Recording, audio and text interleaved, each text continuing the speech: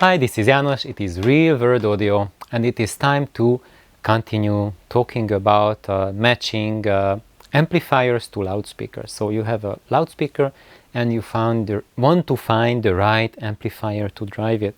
And I already had a two-part little series.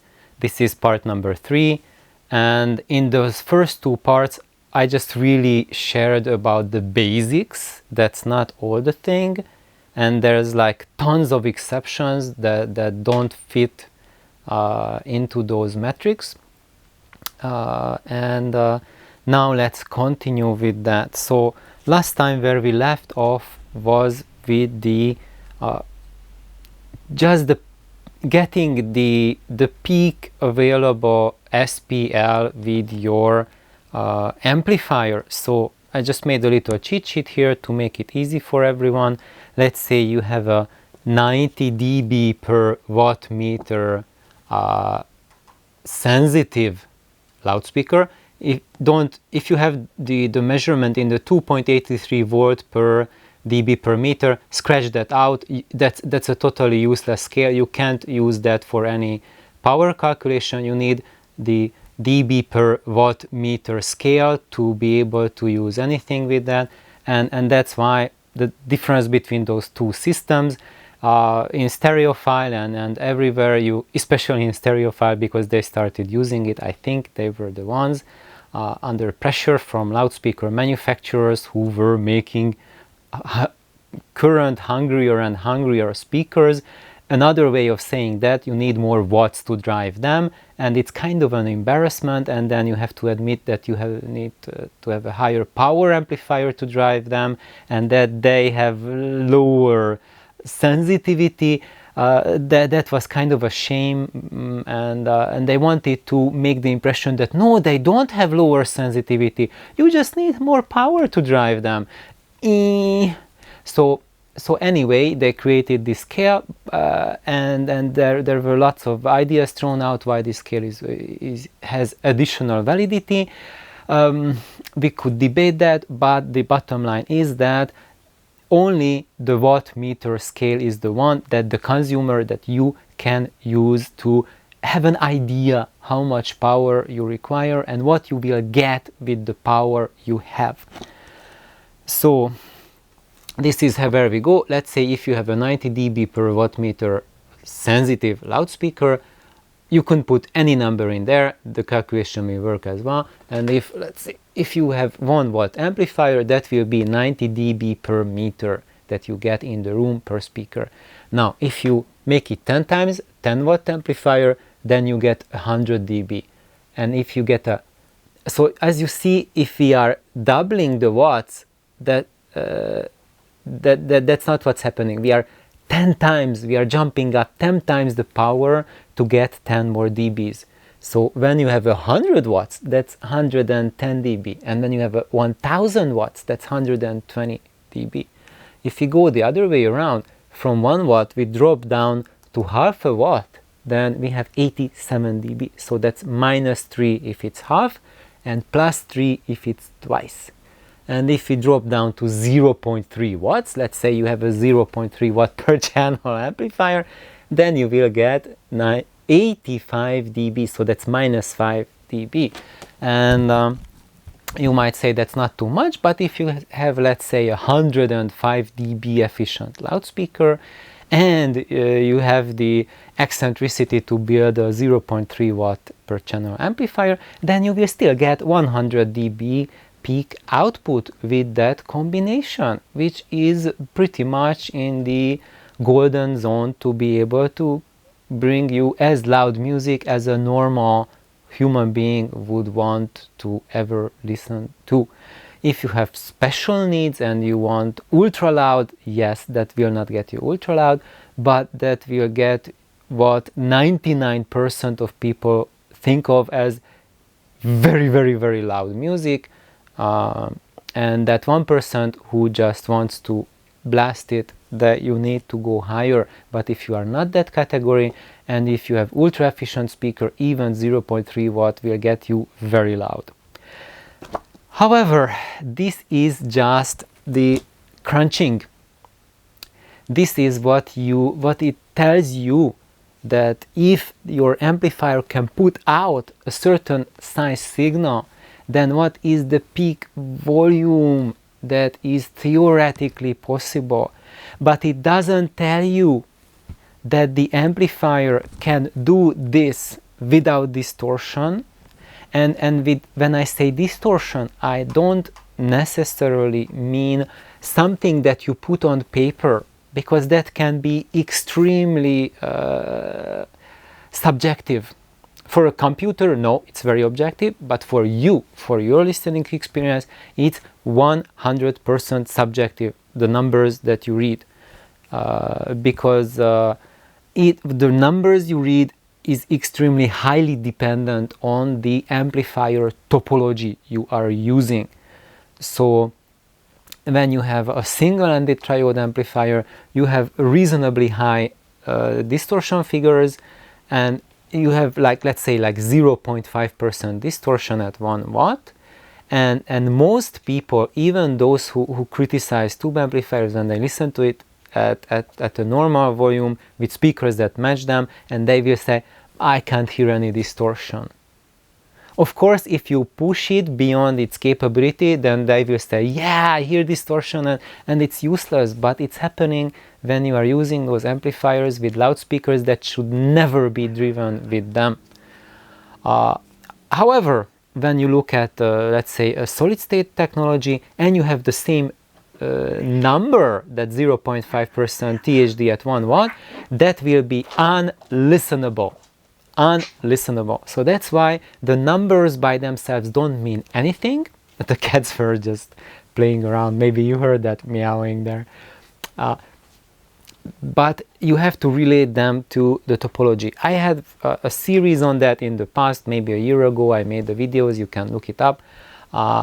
But just now, I just want to make you aware that when I talk about distortion today in this video, I really want to emphasize that the ability of the amplifier to play without crapping out, basically. And that means listening fatigue, and both listening fatigue and audible distortion, because a lot of the solid-state camp favoring people say, no, I can't hear any distortion, but it's really fatiguing. Fatigue comes from distortion. So yes, if you hear the fatigue, then it means that your amplifier is distorting a lot. But in that frequency range where your hearing is unable to perceive it as audible distortion. But you have your other colleague, let's say me, sit next to you, and I can tell you, yeah, in the 17 kilohertz plus region, it distorts so badly, I can maybe listen another 30 seconds and then I get a headache. I'm just leaving the room, guys. And so that's why distortion is a multi-faced beast. And if when you see the power rating for an amplifier, it will the papers will not tell you the whole story.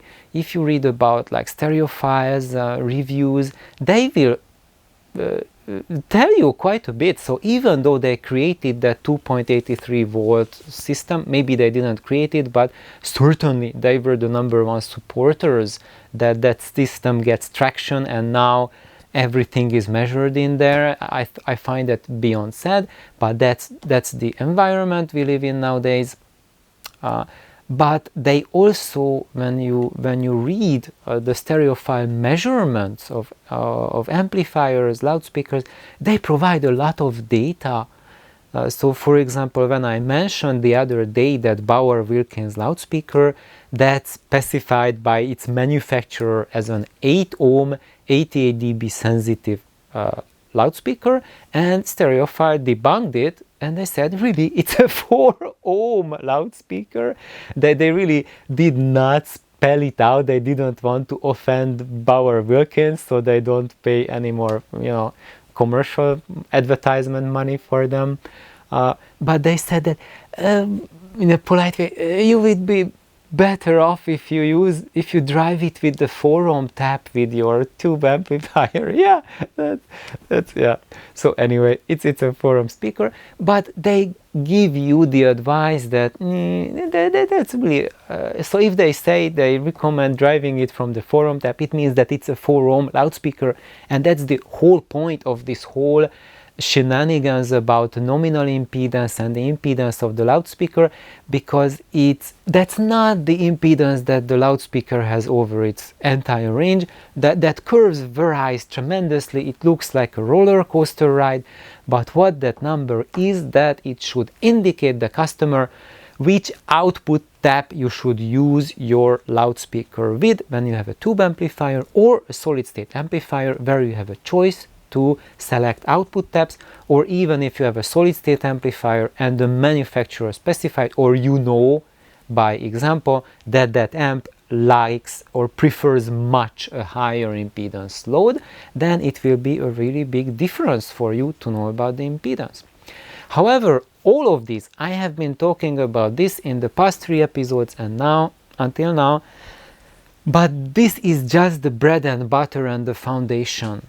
And all it will tell you is if you will go extremely wrong or are you heading in the right direction. But there's so many exemptions to the rule. So in my previous video, Frank made a really fantastic comment with an amplifier and the speaker combination where the loudspeaker was specified by the manufacturer as having very high efficiency, and even a very high power output amplifier could not drive it sufficiently. And then he tried it with a much lower output power amplifier, and it played wonderfully with that. So what on earth is going on? So was I feeding you wrong information? No. The thing is that it's so vastly more complex, because these numbers will tell you only that when a manufacturer rates his amplifier's watt output, they say what is the peak that that amplifier can put out. But that doesn't mean that that amplifier can put out that power consistently. It can put out a peak, blim, like a blimp, yes. But if you have music that has lots of peaks and it wants you to dump a lot of power into the loudspeaker, can the amplifier sustain that power output? It's not just like I want a transient and be done with it, but a lot of energy. That's a completely different issue, and the watt specification will not tell you that story. What will tell you the story? The power supply of the amplifier will tell you that story. And that's something that there's no data on. The only data you can rely is the weight of your amplifier. If it's lightweight, it means that its power supply is not suitable for sustaining high energy content. Well, we can say that, oh János, that's not right, I have a very light power amp and it can put out tons of energy. Yes, if you have a regulated power supply, regulated supplies can be quite light and put out a lot of energy. However, I'm not talking, well, how to say it? I want to phrase it in a way that you will get my message and don't think about me being an audio snob. The thing with regulation is that it depends what you want to listen to. When you have a more basic level equipment with loudspeakers which can't resolve much, with a source that does not resolve much from the music, when you have a regulated power supply that's like heavily regulated and regulated all the way, it will be fine. Maybe you won't need more. And but when you have regulation, it will change the music towards more mechanical sound. And if you are fine with mechanical sound, that it sounds like a recording or sounds like there's robots involved generating it, they might play very powerfully, very put on a very big show. You can be very happy with it. I'm just saying that if you want natural sound, to have your violin sound like a violin and not a bag of cats, then you need wait for that power supply. It's not happening any other way. Of course, a lot of you are not listening to violin, not listening to cello, and when we listen to singers, not that many people want the singers to sound like a human being. It's fine if it sounds like a recording. If it's fine, you'll be fine with a regulated power supply. But the problem is that there's big difference between regulated supply and another regulated supply. And as a customer, you are not able to judge how good it will be to drive your loudspeaker. But when you have an amplifier with a very heavy power supply, that is an indication, a direct indication that that amplifier will be able to sustain those watts, not just, squeeze out a 100 watt when it's, when you push it for a transient, but when you want more, I'm tapped out. So that's the second consideration, that basically you can look at the weight of the amplifier and it's just uncomfortably high, then that's the indication that that amplifier will be able to sustain those watts. And that's why we hear these stories that I have a 300 watt amp and I have an efficient loudspeaker, and that amp still cannot drive that speaker. But these figures show it should be able to drive it 20-30 dB louder than I ever want to listen to it. But no, it poops out. It cannot do the trick because the power supply is not there.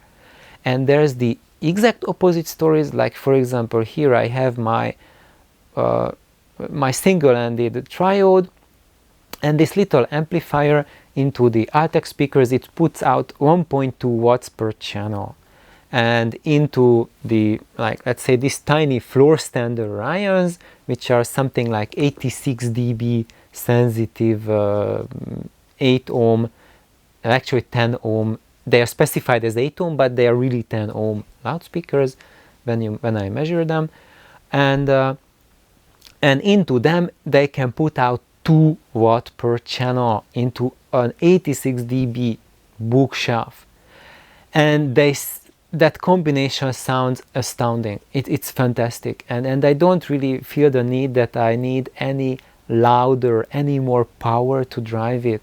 And the thing with that is that you have been tricked, because even though it's a 2 watt per channel amplifier, but it's twice as heavy as my 20 watt per channel monoblocks put together. So it has a power supply to it that's comfortable of supplying a single-ended amplifier with 300 watt output. So basically, even though it's rated at 2 watt per channel, but the amount of power it can sustain is in the hundreds of watt categories. So when I just demand a 2 watt peak out of it for the power supply, it's nothing. You have the problem when you have, let's say, a 100 watt amplifier and you demand 100 watt out of it and it totally drains your power supply. Then it's a problem. Then that power supply will need to recharge, and while the supply is recharging, then the output is muted. Then the amplifier won't be able to put out any big signals, and even the small signals will be compromised until the supply recharges. And the longer it takes for the supply to recharge, the more muted it will be, and more it will be unable to drive a loudspeaker. And actually, this thing, the more power your amplifier has, if it has a slow power supply, the more problem it will be.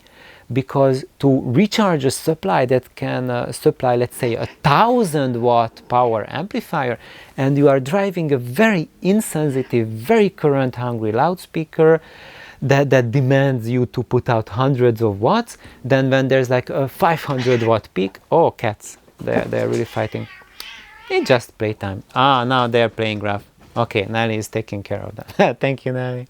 So when you have that 500 watt peak delivered onto your inefficient, let's say into your wheel zones, and then it will take so long until those 500 watts are replenished. And while they are replenishing all the tiny detail level, here's the culprit. So you heard all those noises. He's been the one chasing the little one.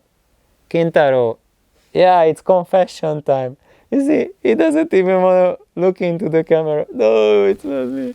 Stop shaming. Stop the shaming. All right. Thank you, Kintaro. So that was it.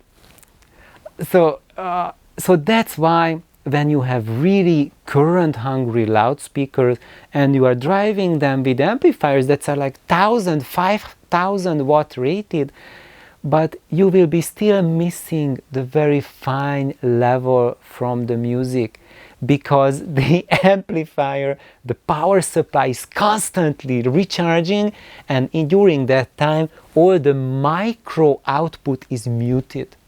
And because these amplifiers also have very high level of negative feedback, they are also destroying a lot of the low-level information, creating an artificially quiet noise floor. So when you have this type of setups, you are wondering, wow, how quiet it is. But part of the quietness is because there's no signal in the micro level.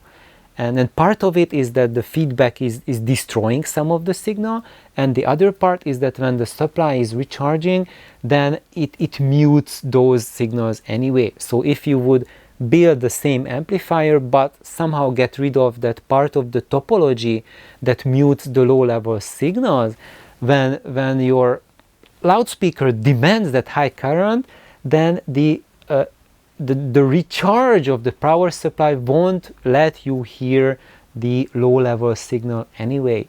But in that scenario, without that excessive negative feedback, you would be able to hear that low-level signal when there is no big signal demand. Just when boom, there's the big drum hit or like a loud key hit on the piano. After that, you will hear that suddenly the fine details are disappearing after that, and you are missing something. So I think this is today's message, that what's just tell you what's the instantaneous peak you can get from your loudspeaker, but the what story doesn't tell you whether your amp can sustain it and provide you with the fine details. That's up to the power supply. And ultimately, if you want to know it, whether it can do or not, what you have to do is call up the manufacturer. Call up the amplifier manufacturer, that can the amplifier sustain it, what that output, what is the what kind of power supply are they using, is it recharging fast enough, and then you just depend on the goodwill of the manufacturer, whether if it's a cool guy. Some people share just all the details with you and they're really happy you called, and others just get you to a customer service and they read the brochure out for you. When that's happening, forget it. If you can get in touch with the guy who designed the amplifier, he will tell you the story almost always, because they are really happy someone's interested in their work. And they will give you suggestions. You can mention what is the loudspeaker you are using, and then they will tell you like, okay, it can drive this, but it would be better if you would drive the cats are at it again. If you would use another one, or maybe we have this other amplifier, this would be a much better choice to drive your loudspeaker.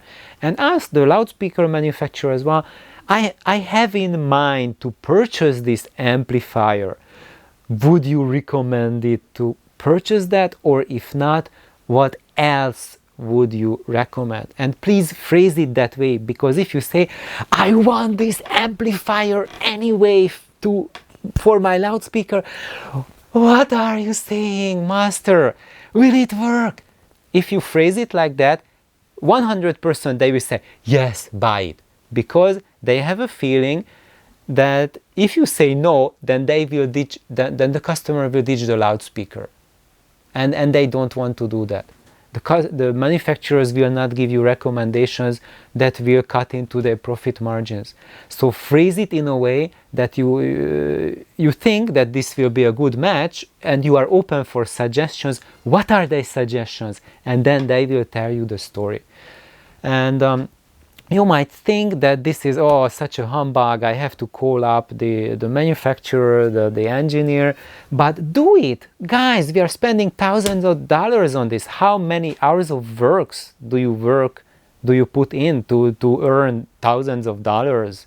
And how many hours, hundreds of hours of videos you've been watching to get for advice? All you need to do is a 5-minute phone call to the manufacturer, and he will enlighten you whether you are going to in a good direction, or you are just planning to shoot yourself in the foot. So basically that's the bottom line for my advice on loudspeaker amp matching. Call them up, call the manufacturer up, call the engineer up, get their advice. And if not, maybe it's a vintage product, engineers are long dead, then you need all that extra advice I've been sharing in the past 3 videos. So have an awesome day, and please like, subscribe if you have not, and if you get me a cup of coffee, I'll be really happy, really glad with that. And those of you who have gotten me my regular supplies of coffee, like Hugo, I thank you from the bottom of my heart. It's really helpful and really motivational for me, just to keep up my good mood and my supply of happy coffee. Bye bye.